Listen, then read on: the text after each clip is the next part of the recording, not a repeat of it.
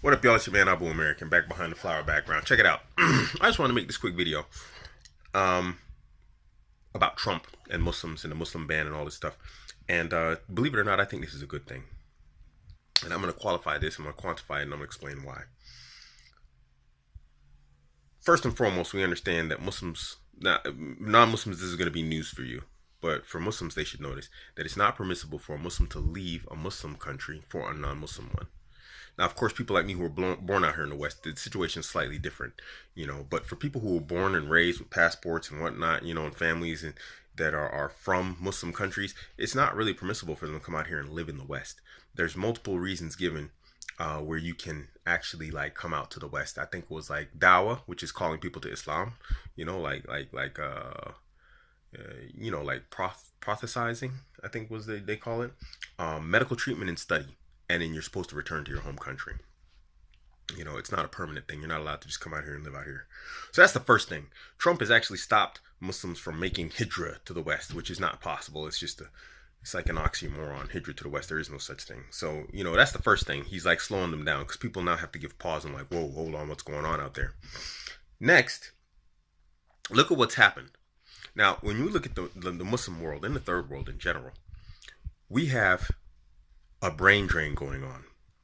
And IQ is inheritable, they say. So what we have now is all the people who have like strong senses of business and knowledge and understanding, skills, whatnot. These people are probably of higher intelligence. And what's left behind the Muslim world? Those without intelligence. And then why is the Muslim world in like chaos and the West is built up? Because all the great minds come to the West and they leave behind the village idiots to run the place. And as we see with the Arab Spring, when the scholars spoke to the people, who were the regular people, and told them like, stay in your houses, don't cause any trouble, whatever else, the dummies went out on the street, they protested, and like unintelligent people, they don't have a plan. They have a $1 million dream and a $2 plan. And so they didn't think about what happens if they tear down this power structure that's in place right now. And as we see in places like Syria and all these other places that are now in utter chaos, this is what happens when dummies run the place. But if the intelligent ones, who all went to the West, were running the show or were there, people would have more incentive to keep things stable and steady. Less than ideal, probably. I don't know. But like our scholar said, if you stay away from the ruler's power, they generally leave you alone. Leave his power alone, leave him alone, and he'll leave you alone. But the people always chasing after the guy's power, and then he cracks down on them because he wants to keep his power. And then he just makes their life more difficult so that they're in a weaker condition so that they can, barely rise up against them, which is impermissible anyway in Islam. So here's the thing.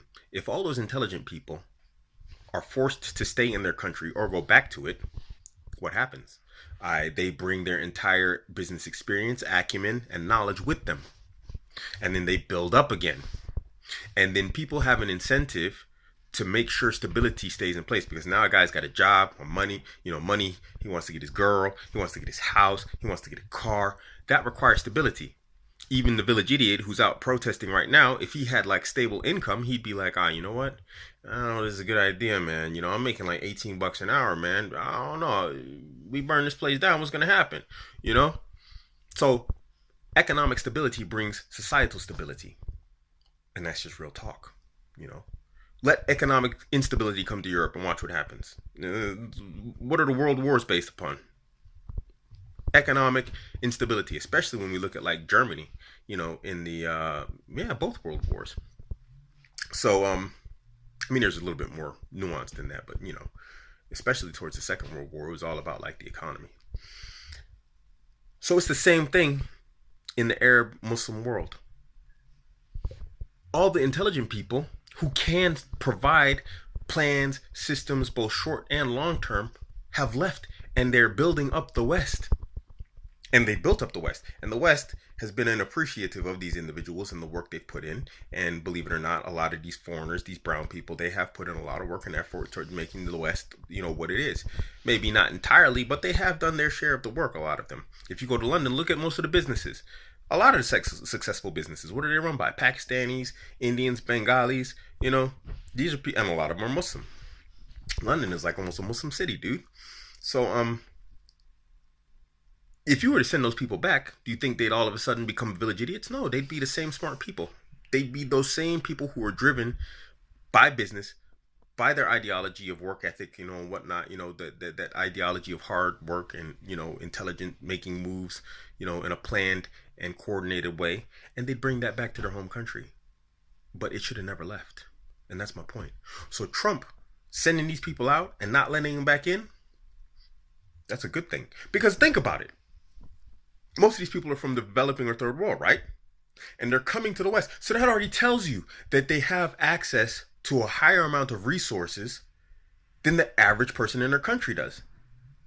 These are the highest paid people in their countries, which means they're probably the most intelligent people in their countries. And those who don't have access to high amounts of resources or whatnot, they have like education to get them in, like doctors, lawyers, whatever else, businessmen. They can go to the embassies and get like visas based upon their experiences or their skills, or student visas.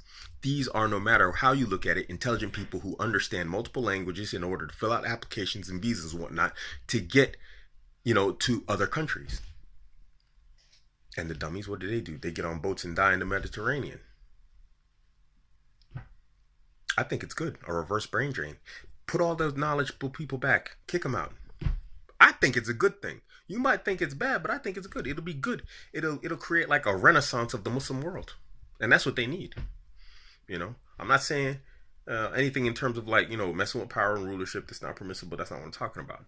But just don't people coming back working within the framework of like the systems and the laws of the countries. How can that be a bad thing?